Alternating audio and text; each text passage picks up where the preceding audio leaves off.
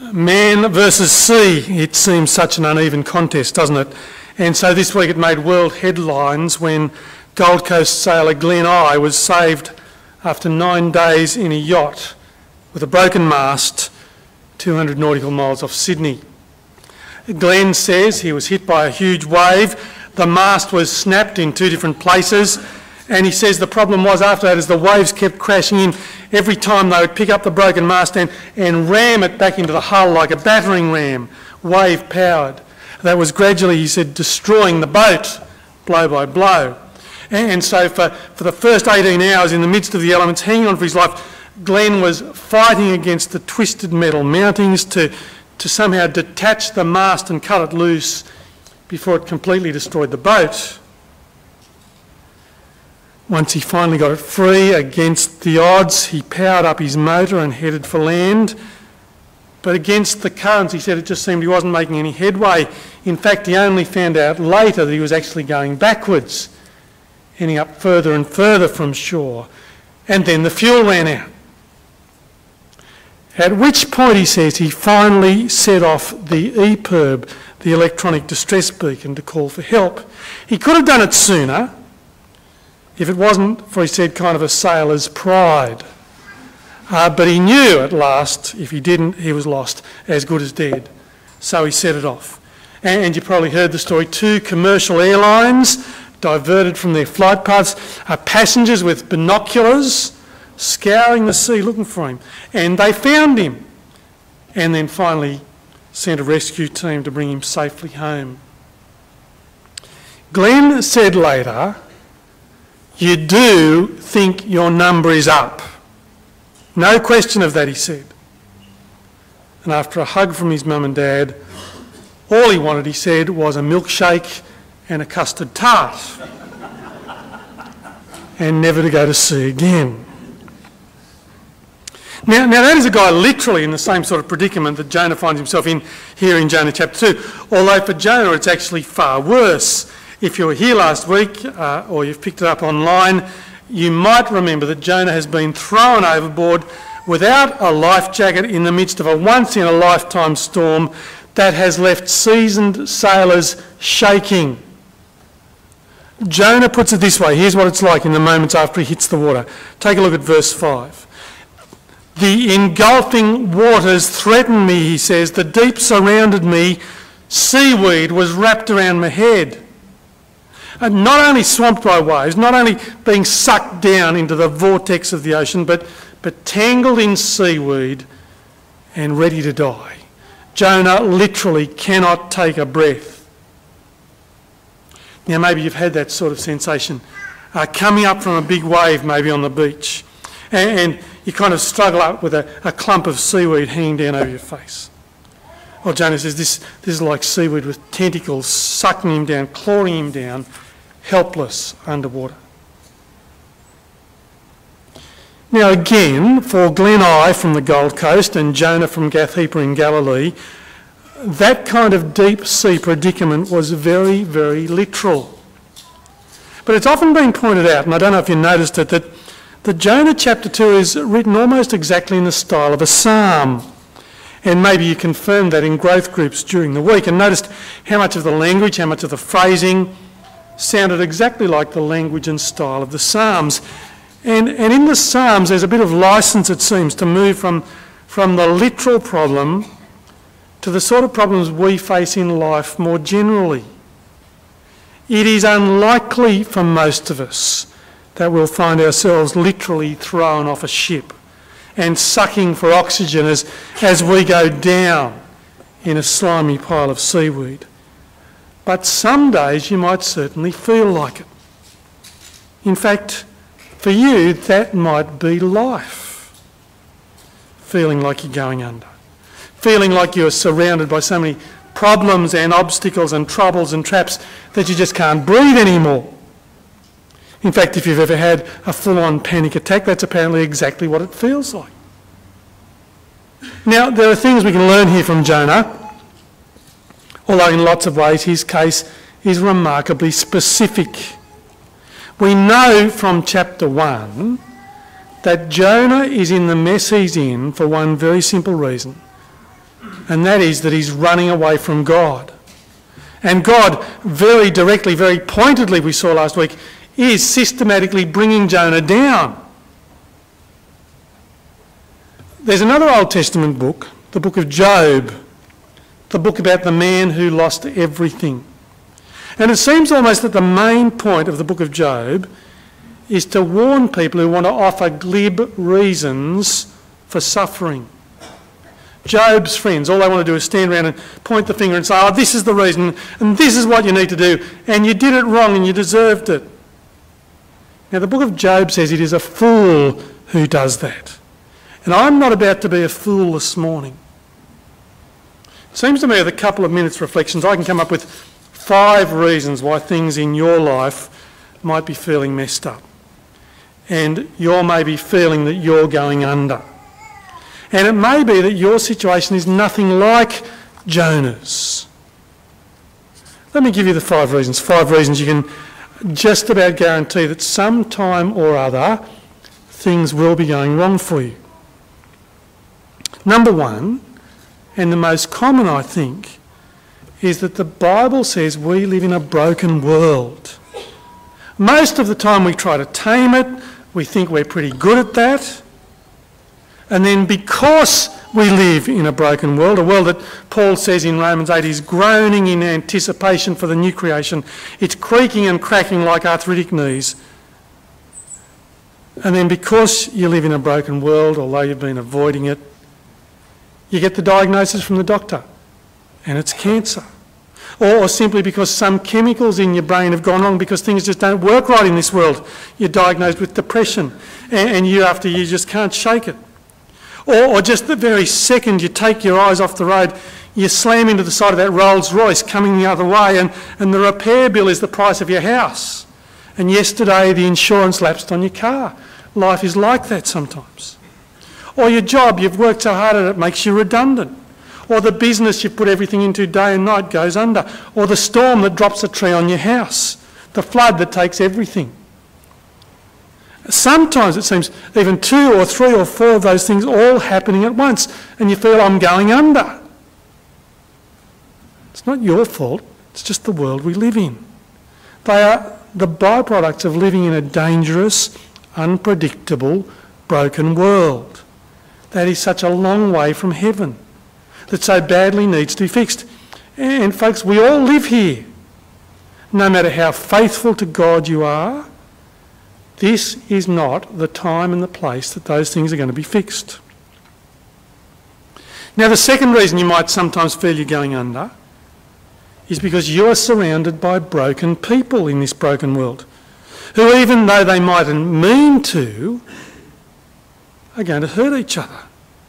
Thoughtless words maybe, broken promises, unreturned love, the friend that time after time has let you down, the thoughtlessness of friends who never call you, never invite you, leave you out, the broken marriage vows.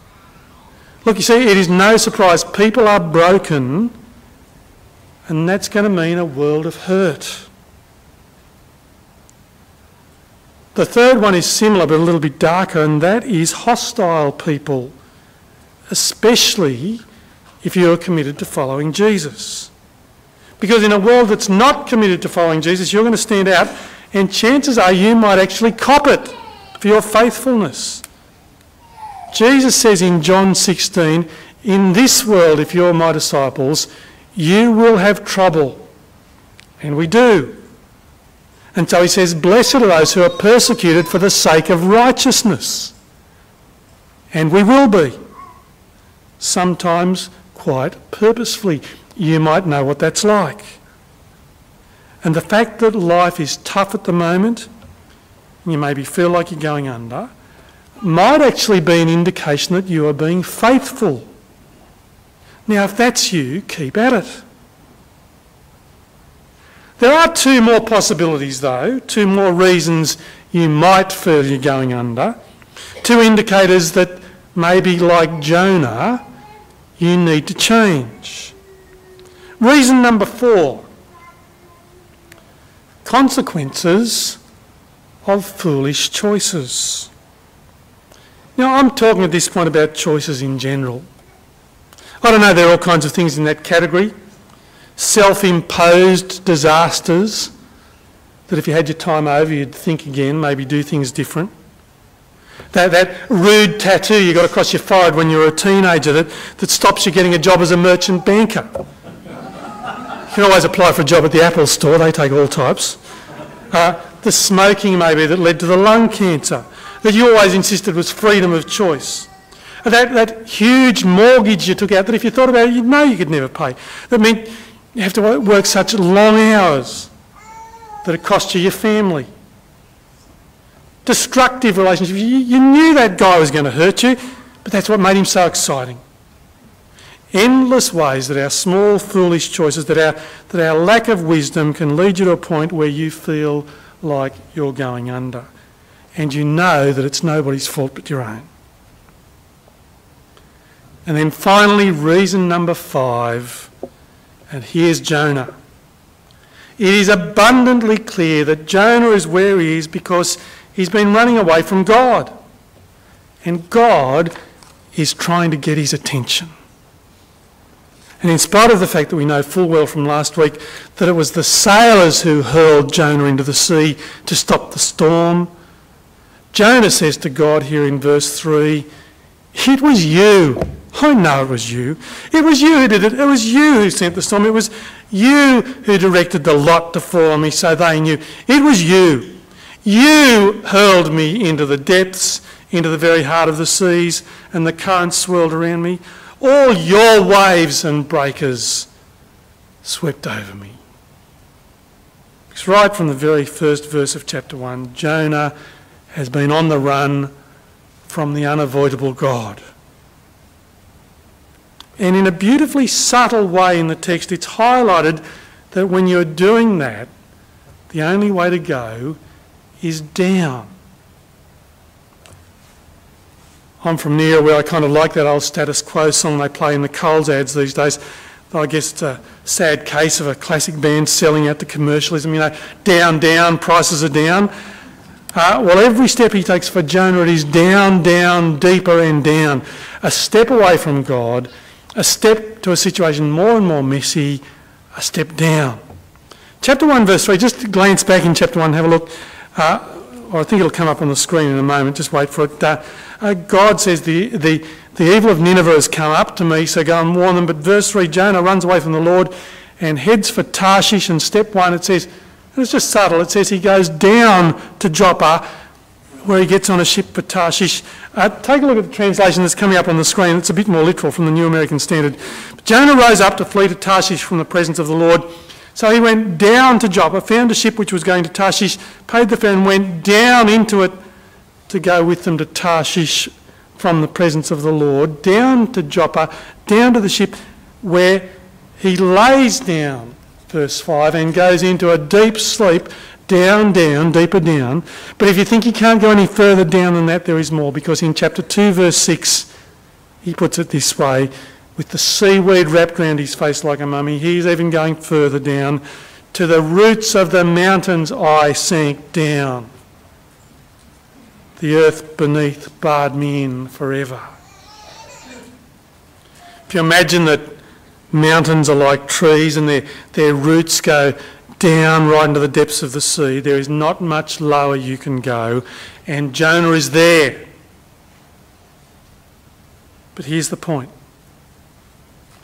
And if on reflection you're thinking maybe in your life you have gone as low as you can possibly go and you've been on the run from God and things are a mess and you've got a fair idea why that is, no matter how bad it's got, no matter how low you have gone, with God there can always be a turning point.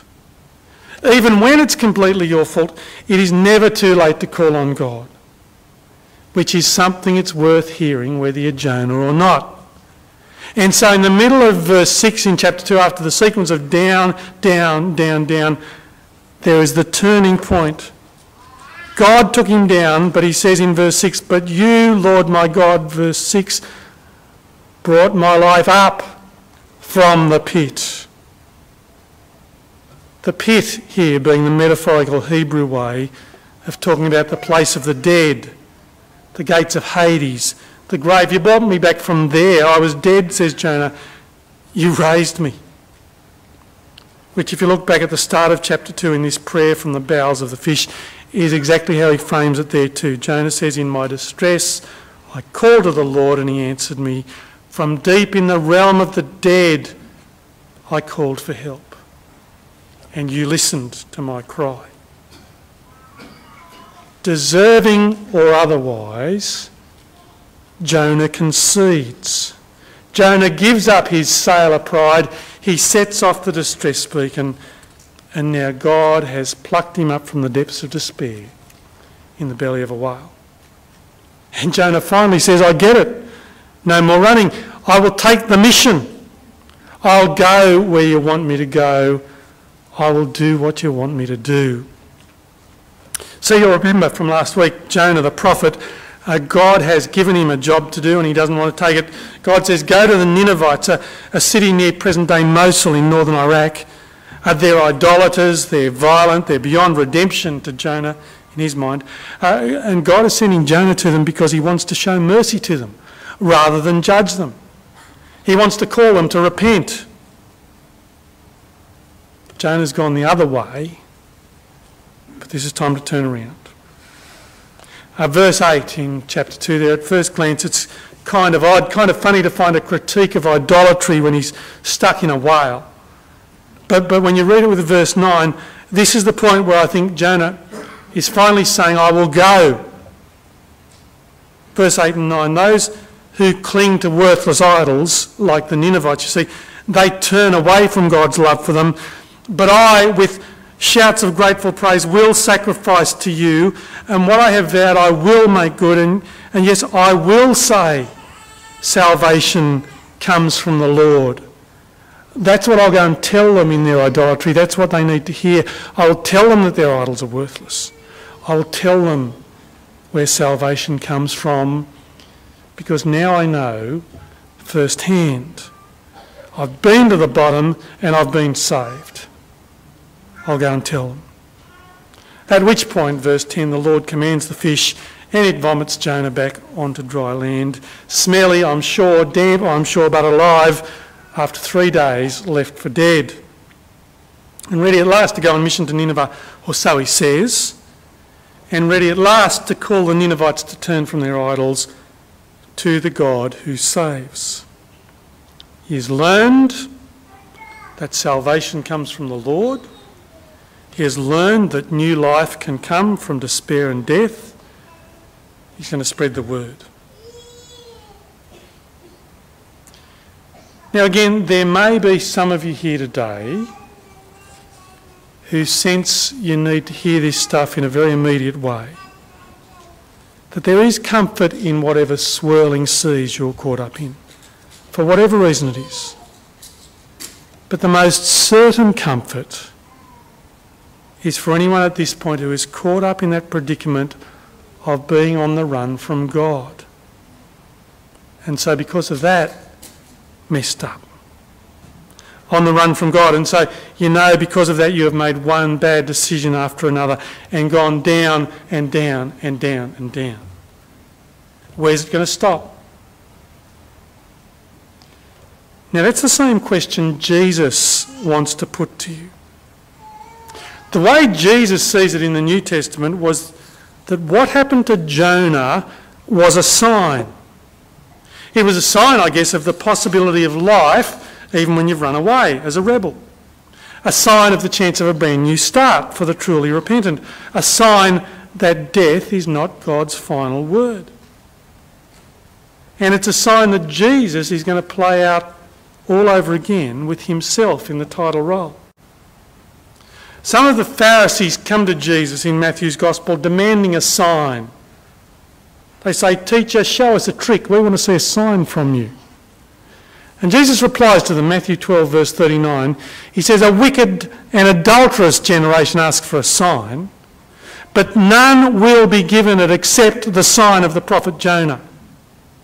For as Jonah was 3 days and 3 nights in the belly of a huge fish, so the Son of Man will be 3 days and 3 nights in the heart of the earth. That his death is going to be all the sign they get. but more important, his resurrection. Jonah in the belly of a fish, Jesus in the heart of the earth. Death to life again. Clean slate, fresh start. And you see, here's the point Jesus makes. When you see that sign, it's meant to be obvious that you need to do what Jonah did and what Nineveh, we'll see, does next week. Jesus says the men of Nineveh will stand up at the judgment with this generation and condemn it, for they repented at the preaching of Jonah. And now someone greater than Jonah is here. The sign of Jonah says above all else, stop running and turn around. It is never too late. The sign of Jesus says even more loudly, stop running and turn around. God has got plenty of grace. You know, there's this kids' game called Mercy. It's a little bit bloodthirsty, but we used to play it at our house. It wasn't blood, the odd bruise maybe, but you'd take it in turns and you'd pinch the skin on the other person's hand and you'd squeeze as hard as you could, harder and harder, until they said the word mercy. They'd cry out in pain, sometimes almost in tears, voluntary tears, and you'd let go when they cried for mercy. And you see, your pride as the victim, the challenge would be to keep going and going and putting up with the pain and never calling for mercy, no matter what happened. If you could do that, you'd win. With God, the rules are the opposite. If you do that, you lose. If you never cry for mercy, you lose. That's the game Jonah's been playing, but at last he surrendered. That's the game Israel was playing when Jesus spoke to them, never repenting. Jesus says to them, the Ninevites will condemn you. Now friends, if you're going down and you feel like it for any of those other reasons, bear up, because life in a fallen world is tough. That's where as a church family we're called to bear one another's burdens, encourage one another along. And you need to remember, if you've got things with God right, you've got the main thing right. And things one day in the new creation will be all restored. But if you're going under because you've been running away from God, that's different, isn't it? So how about it? You still going down? Or is today the day to say mercy and come up for air?